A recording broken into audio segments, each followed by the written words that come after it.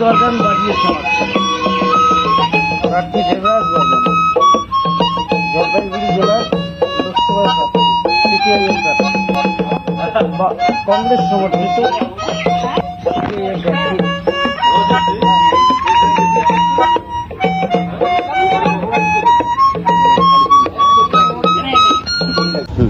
আমি হলদিয়া বন্দরের একজন প্রাক্তন রিটায়ার কর্মচারী।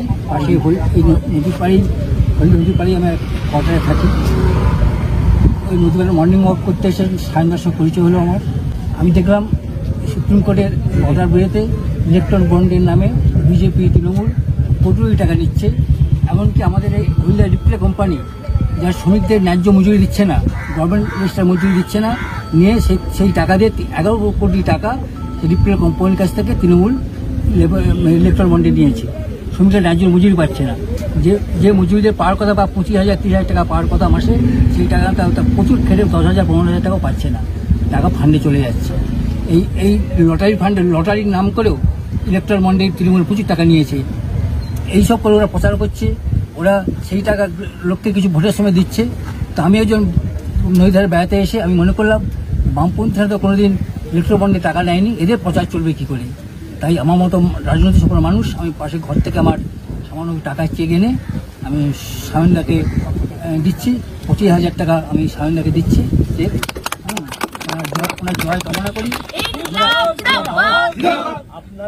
আপনাদের দেওয়া এই অর্থের উপর ভিত করেই আমরা এই লড়াই লড়ছি। এবং আমাদের লুকানো চুকানোর কোনো ব্যাপার নেই। যে ইলেকটোরাল বন্ড এ অনেক লুকোচুরির ব্যাপার ছিল। সিপিআইএম মামলা করে তারপর বের করেছে যে কারা এত 100 কোটি টাকা দিয়েছে। একদম আমাদের কাছে যে বিল ছিল, বিল কুপন, আমি এখানে সবটা লিখে আমি আপনাকে দিয়ে দিচ্ছি। আমি নদীপাড়ে আসছিলাম, যদি আমার পাশেই থাকি, দেখলাম সায়নদাকে দেওয়া উচিত কিছু, চলবে কি করে। ঠিক আছে, এই হচ্ছে কুপন, আমি তুলে দিলাম আপনাকে। নরেন্দ্র বাবুকে জানাই লাল লাল লাল সেলাম। নরেন্দ্র বাবুকে জানাই লাল লাল লাল সেলাম। বন্ধুরা, আশা করবো আপনারা সকলে ভালো আছেন। আমি সুখেন ঘোষ, আপনারা দেখছেন আজকের রাজনীতি। আপনাদের কাছে একটাই অনুরোধ, চ্যানেলটি সাবস্ক্রাইব করবেন, আমাদের পাশে থাকবেন। বন্ধুরা, নিশ্চয়ই আপনারা কামারহাটিতে দেখেছেন সুজন চক্রবর্তীর প্রার্থী প্রচারে একটা ভিডিও ক্লিপ দেখাচ্ছি, মিস করবেন না। ভিডিও ক্লিপটা আগে একবার দেখুন।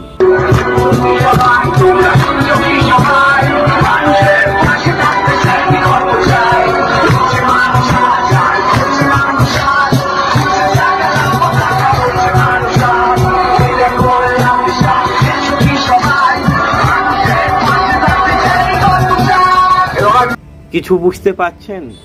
আপনারা দেখতে পাচ্ছেন মানুষের ঢেউ, কিভাবে সাধারণ মানুষও রাস্তায় নামছে বামপন্থীদের সাথে সাথে। আর এই দমদম লোকসভা কেন্দ্রকে ঘিরে আলাদা একটা উচ্ছ্বাসের সৃষ্টি হয়েছে। দমদম লোকসভা কেন্দ্রের মানুষ বলছে, সুজন বাবু আমাদের বাঁচান, এই বাংলাকে বাঁচান। তার মানে দমদম লোকসভা কেন্দ্রের মানুষ কি সৌগত রায়কে চাইছে না? এই সৌগত রায় যিনি সুজন চক্রবর্তীকে বলেছেন কার বাইরে নাকি চুল পাকানো, এমন কথা কারা বলতে পারে আপনারা অনুমান করতে পারছেন। আর অন্যদিকে শিলভদ্রের কথা যদি বলি, ভালো টিভি চ্যানেলে দেখা যায় মাঝে সাঝে, কিন্তু দমদম লোকসভা কেন্দ্রে উনি কতবার ভিজিট করেছেন, গরিব মানুষের কাছে গেছেন, গরিব মানুষের সমস্যা শুনেছেন, প্রশ্ন রয়ে যায় এখানে। আর এই দমদম লোকসভা কেন্দ্রে যেখানে যেখানে প্রচার হয়েছে আপনারা দেখেছেন সুজন চক্রবর্তীকে ঘিরে আলাদা একটা উচ্ছ্বাস দেখা গিয়েছে। আর বোলপুরে যদি দেখেন শ্যামলী প্রধান, আন্দাজ করতে পারছেন কিছু? হয়তো টিভি চ্যানেলে দেখানো হচ্ছে শ্যামলী প্রধান টেক পাবে না। শ্যামলী প্রধান ওই প্রিয়া রায় বিজেপির তরফ থেকে দাঁড়িয়েছেন। এদিকে আপনারা জানেন নিশীথ কুমার মাল টিএমসি থেকে দাঁড়িয়েছেন, আগেও উনি এমপি ছিলেন। ওনাদের কাছে টেক পাবে না।